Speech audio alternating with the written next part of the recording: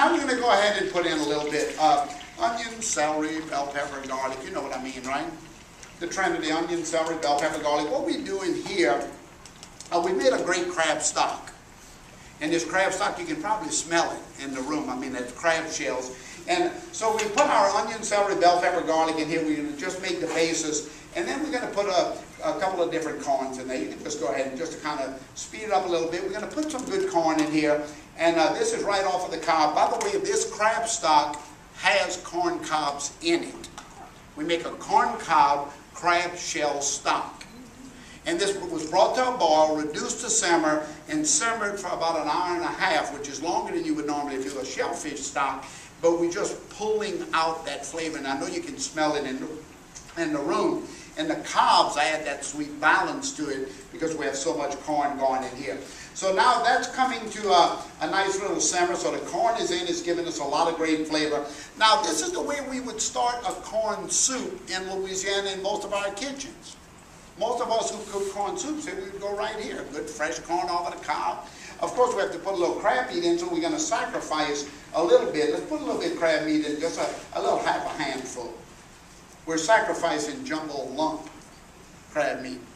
Normally, of course, right at this point, we'd probably put a little claw in here, which is the most flavorful, in my opinion, of the crab meats, but less expensive, and it's the lump that you put out there for the pearls of the bayous, as we call it, to give it that great flavor.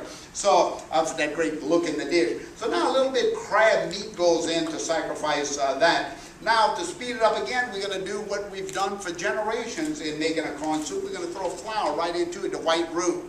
Remember that in cooking in Louisiana, the roux which stands us apart, I guess, from so many cultures, the dark brown roux is what makes us different in cooking.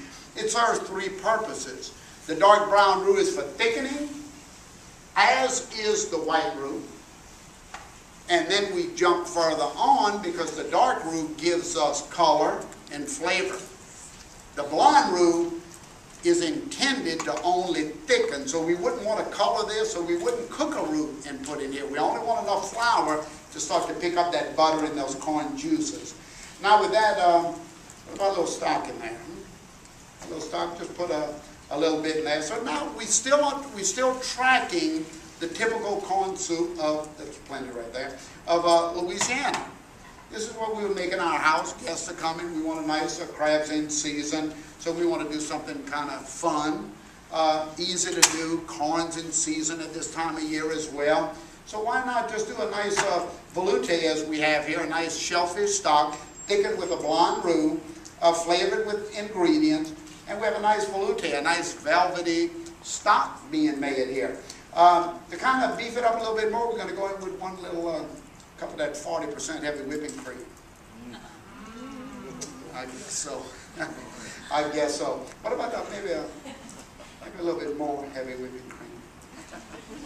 In Louisiana, you know, it's often said, there you go. You know, in Louisiana, it's often said we eat and die, but with a smile on our face. Right? This is an example of it, right? So now we have the cream, and what is the cream doing? It's sweetening the dish. It's got all that wonderful butter fat in it, and now, of course, the corn and all the sugar of the corn is coming in, and that's going to come to a nice little rolling ball. Now, we probably want to add a little bit more of that crab meat now, right? Why don't you go ahead and put it all in there? Now, y'all, this is where we would almost be ready. If we had cooked this for a half hour, we'd be ready for the table, right? I know everybody said, well, I'll eat it right now. Because why not? I mean, crab stock, butter, onion, celery, bell pepper, garlic, corn off the cob, beautiful, magnificent, rich stock, and just a little bit of flavors into it right there, a little touch of, you know, a little pepper, a little cayenne or whatever we're going to put into it, a little fresh cracked pepper or white pepper into it.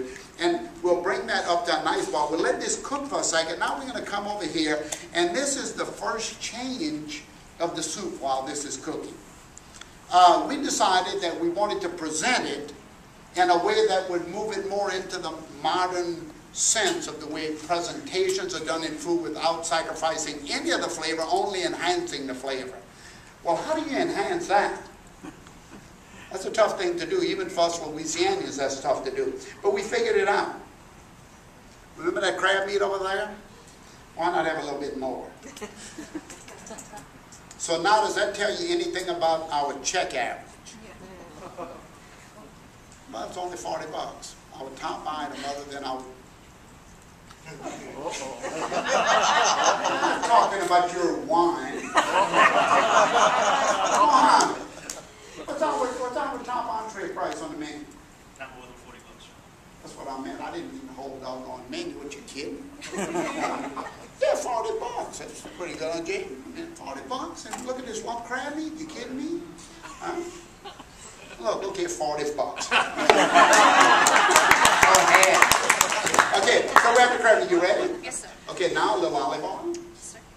Put your little olive oil in. I'm making my corn and crab salad. Salad to go in my soup. There you go. A little bit of vinegar in there. A little bit touch of fresh tarragon. A little bit roasted red bell pepper. A little roasted golden bell pepper. A little sweet corn right off of the cob, fresh right off of the cob. Still has the milk in it, just like that. We're going to add just a little touch of fresh tomato into it. Salad, that's all we're doing. A little touch, go ahead and put it in there. A little touch of pepper, salt. Throw it in. And of course that little drizzle of olive oil again, you can just toss that around the fraction for me. And once that comes together, we're going to let this sit and just kind of macerate with those wonderful flavors. Now I know what you're saying, just send the bowl out here. Because I mean, fresh corn and crab and all of that is just absolutely beautiful. See all of that, how nice that is. And now we're going to let that just kind of sit there. We can test it in a minute, and we're going to show you how we're going to present that. So now back to the soup. So that's our salad. And by the way, I should probably point this out to you as well.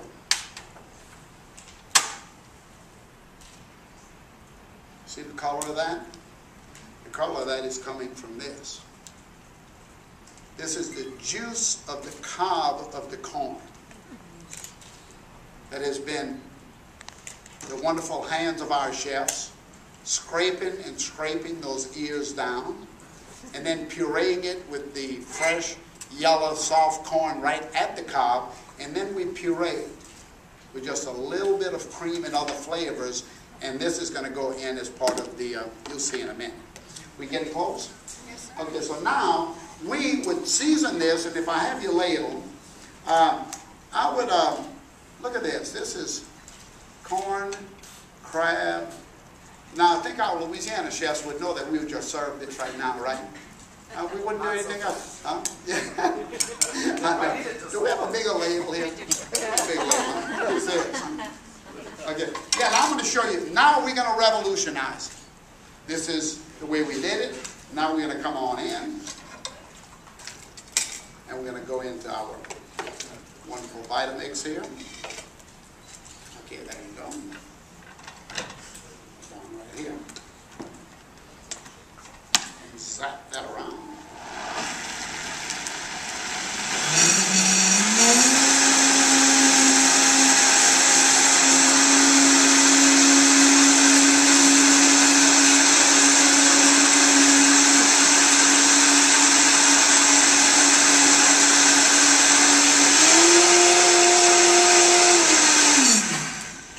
Okay, now we're going to take this, it's been totally pureed. Now remember what's in here. Okay, the lump crab, we've just pureed it all the way. Now we're straining it through a china cap for the presentation. So now, what we have here is this magnificent soup. Can I have that little ladle in order to put in it? Now what we have now is the cream of the gods. See the color of that? Now remember, crab stock. Now we're going to go on to this plate, and I want to show you the plate. This is the plate that this soup is served on at Revolution. So when you sit at our table to get this soup course, this is your plate. The plate has about this is almost an 8 ounce, it's about 7 ounce soup cup, sitting on 3 other plates because we're raising it to the level of the respect for the Mesoamerican cultures that 7,000 years ago decided that they would do something with corn. So it's raised in a podium effect to show that. Of course, the origami paper right here, the yellow, just says that we're dealing with a color that is representative of the food. So a lot of our plates will have this kind of color on. The corn shuck and the corn silk just reminds the diner of the basis of the dish. That in the Mesoamerican culture, this went into tamale wrappers at some point in time. It came to Louisiana at Fort Adias, at the fort up at the Spanish fort up at Natchitoches, next to the French fort, Fort Saint-Jean-Baptiste, and the two French and Spanish cultures were looking at each other, and they started to trade off the shucks for the wonderful, wonderful tamales, and then the tamales were wrapped in dough by the French to create the Natchitoches meat pies. So we want to show the evolution in revolution to the Meso empires. It goes onto the plate as a garnish, as a remembrance, and then into the cup we'll pour our soup. We won't do it this way at the table. You see how thick and rich that is. Now it's going to go down onto the plate. And then, as rich as that is, we're going to take this wonderful crema. This is evil. I'm going to put it right down on top. Okay? Now, instead, what happened to the corn and the crab? Well, the corn and the crab now will be served in its own salad plate, coming to the table right alongside the plate, so we can encourage the diner in a minute what to do with it. We won't be quite this messy. Now that's not all. We're then going to revolutionize this by coming up to the table, and there's a couple of local companies, either with the mushrooms or the truffles that's being grown around, so some of those will be shaved onto the top of it. And then to remind us where it came from, the garnish will be popcorn. Just like that on top. And then, of course, to finish the plate at the table, and every plate of this soup served like this will be garnished at the end with the corn pollen. There it is right here, the pollen of corn. So a little bit of the chili oil to remind us of the southern cultures again, where it came from.